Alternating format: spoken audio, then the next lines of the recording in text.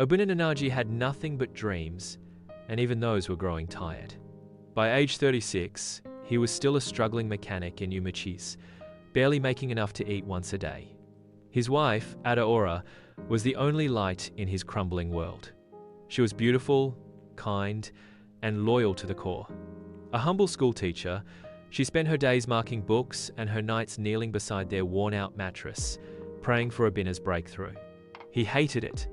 The prayers, the poverty, the pity. Everywhere he turned, he saw people who used to beg him for help now driving flashy cars, building houses, and buying land. He saw his childhood friend, Oki, who used to hawk a kara with him, now living like a king in Enugu. Obinna couldn't take it anymore. One night, drunk and filled with rage, Obinna threw a stool at Adaora during an argument. She cried, not because of the pain, but because she saw what was happening to her husband. Something dark had taken root in him. But Adaora stayed. Because that's what love does. It stays, even when it shouldn't. Weeks passed, and Obinna's restlessness turned into obsession. One moonless night, he followed whispers from the marketplace to a shrine deep in the forest, a place the elders warned about. A place where the ground was always warm, as though the earth itself was cooking something beneath. There, he met Dibia Osundu, a man who looked like he'd been alive for centuries. His skin was cracked like old bark, his nails like claws, and his eyes pure smoke. Obinna fell to his knees. I want wealth. I want to be feared. I want it now. Osundu said nothing for a long time. Then he asked one question. Will you give what loves you the most for what you love the most? Obinna hesitated, then nodded. That night, he signed a pact with the Odogwu of the Dead Waters, a spirit that demands trust in exchange for treasure. 3 weeks later, Adaora developed a strange illness. Her body grew cold, her voice faded, and her eyes lost their light. The hospitals were baffled. Blood tests showed nothing. One night, she whispered in her sleep, Obinna, you're killing me. And still, he did nothing. She died on a Thursday morning. Obinna wailed louder than anyone else at the burial. He insisted on a white casket, white lace, and white roses. My angel, he called her, my queen. But deep inside, he knew. He'd fed her soul to something ancient. And now, the gods had paid him. Within days, things changed. A mysterious man offered to invest in his business idea, an auto parts import company in Lagos. Money poured in from nowhere. He bought land, cars, and watches and moved into a marble mansion in Lekki. Women lined up at his gates. Champagne flowed like rainwater. Everywhere he walked, people bowed. Odogwu, they hailed. But one night, he saw her. He woke up and found Adaora standing in the hallway mirror, brushing her hair. He blinked. She vanished. That was just the beginning. At 2:12 a.m. every night, without fail, the temperature in his house dropped like winter had swallowed the air.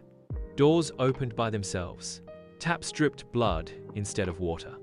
On the third night, he woke up to find sand in his bed. Fresh red sand, the kind you bury bodies in. His security cameras showed nothing.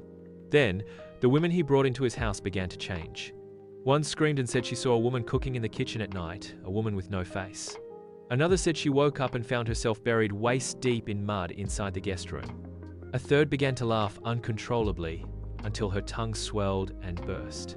All of them whispered the same name before they lost their minds. Adaora. He sought help. He called pastors. They came with oil, incense, and prayers and left with madness.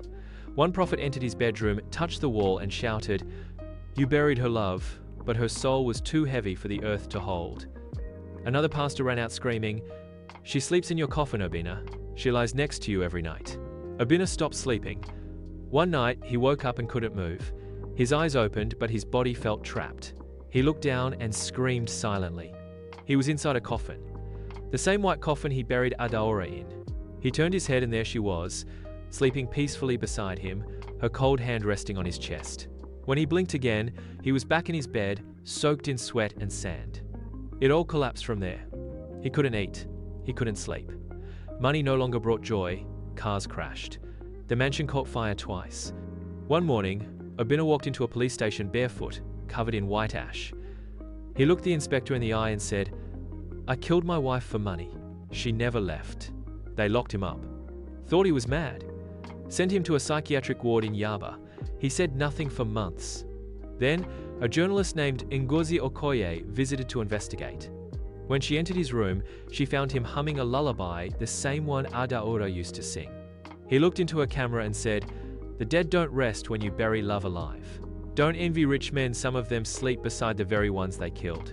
Obinna never spoke again, but nurses say strange things happen in his ward. At 2:12 a.m., the lights flicker, the room freezes, and two shadows lie in his bed.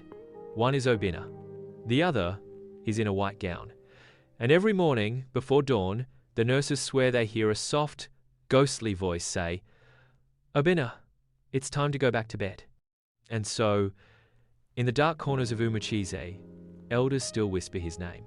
They say if you pass the psychiatric ward at night and listen closely, you'll hear her humming that same lullaby, the one that ends with a kiss of death. But tell me, listener, if love is buried alive, can it ever truly die? This has been another haunting tale from Folktales of Many Tribes, where shadows speak, the past walks, and stories never stay buried. What do you think happened to Obinna's soul? Drop your thoughts below. And don't forget to like, subscribe, and tap that notification bell. Because next time, we'll tell you what happened in the village where mirrors stopped reflecting. Until then, sleep with one eye open.